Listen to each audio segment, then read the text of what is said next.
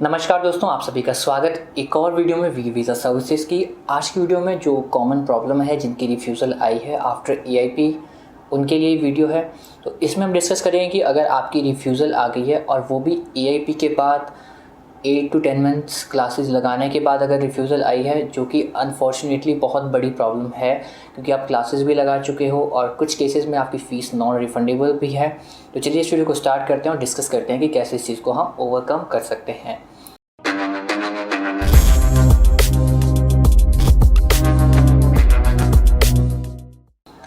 First of all मैं student की profile थोड़ी सी डिस्कस कर देता हूँ। स्टूडेंट ने 12th की थी अपनी 2014 में। 2017 में उन्होंने अपनी BCom की थी, बैचलर्स इन कॉमर्स।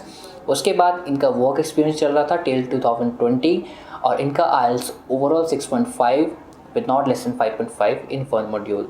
इनकी कुछ ऐसी सी प्रोफाइल थी और इनका जो वीज़ा एप्लीकेशन है वो मई 2020 के लिए लगी थी। इन मार्च 2020 मार्च में फ़ाइल लगी थी मई इनटेक के लिए।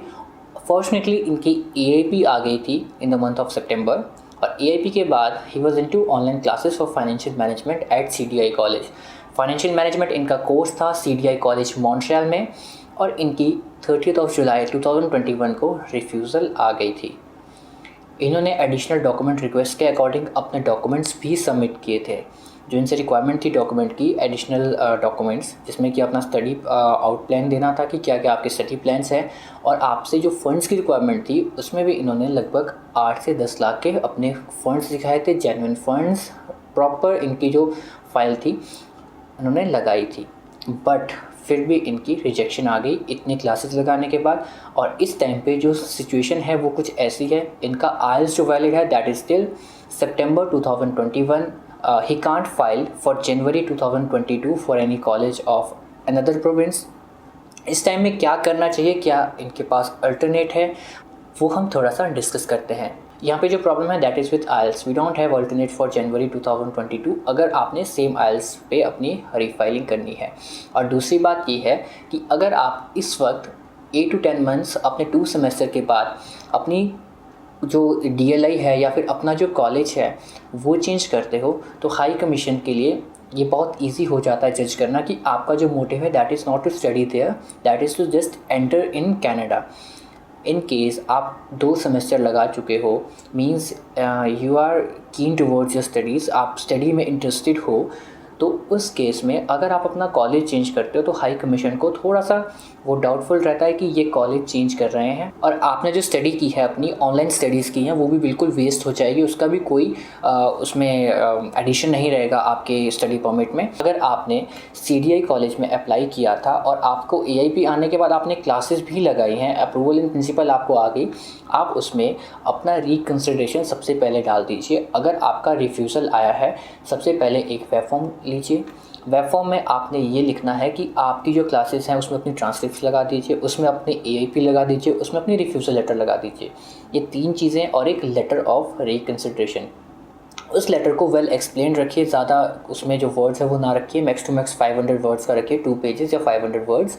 उसमें आप ये लिख सकते हैं कि आपकी जो EIP है वो इस डेट को आई थी, आपके जो इंटेंशन है वो सिर्फ स्टडी करने के थे, एंड आप एक जेन्युइन स्टूडेंट हो क्योंकि आपने EIP आने के बाद भी इंडिया से ऑनलाइन क्लासेस लगा दी। आपका जो ड्रीम था that was to take an international exposure Canada पहुंचने के बाद, and you have paid that much fees जो कि इंडिया से लगभग 10 टाइम्स हायर है। आपने वो फ़ीस एक इंटरनेशनल एक्सपोजर को लेने के लिए पे की है।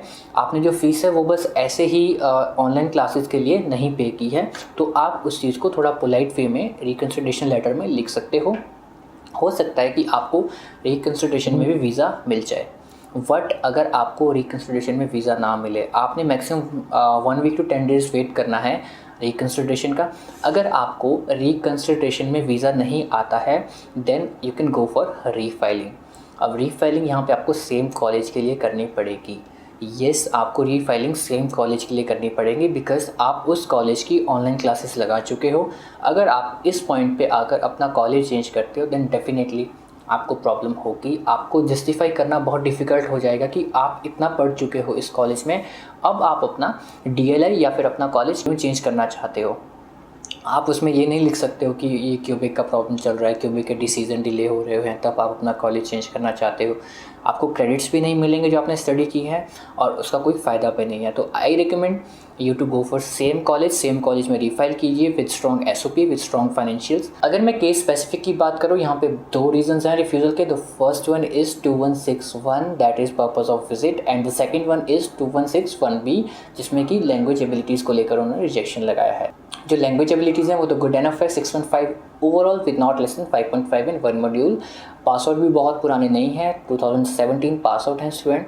तो एज सच जो मेरी रिकमेंडेशन है that is to refile for same college, and definitely आपका जो रिज़ल्ट है वो पॉजिटिव होगा। EAP के बाद रिजेक्शन आने के बाद जो रीफाइलिंग हुई उसमें काफ़ी अच्छे वीज़ा चांसेस हैं, क्योंकि हो सकता है कि फ़र्स्ट टाइम जो प्रेजेंटेशन है फाइल की वो अच्छी ना हुई हो, इस वजह से रिजेक्शन का रीज़न हो सकता है। तो मेरी recommendation is to refile for same college अगर आपका EAP के बाद रिजेक्शन आया हो। तो इसी के साथ में इस वीडियो को एंड करते हैं। Will meet you soon in another video. Thank you so much.